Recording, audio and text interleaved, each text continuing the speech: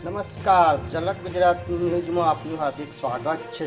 કાલવણ વસાહત વિડલાસણ ગામમાં ભયંકર લાગી આગ। વિજયનગર તાલુકાના કાલવણ વસાહત વિડલાસણના જંગલ વિસ્તારને લઈને ગામના આજુબાજુના ખુલ્લા સીમાડામાં ખેતરોમાં ભયંકર આગ લાગી હતી।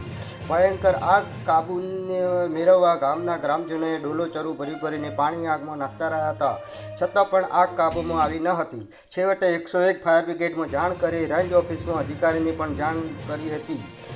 તેની જાણ કરવામાં આવી હતી।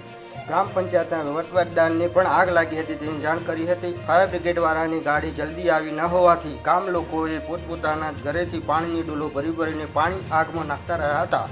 ઘરોમાં આગ પાણી પણ ફૂટી ગયો હતો, પણ આગ કાબૂમાં આવતી નહોતી। વારંવાર ફાયર બ્રિગેડમાં ફોન કરવાથી છેવટે ફાયર બ્રિગેડની ગાડી આવી પહોંચી હતી।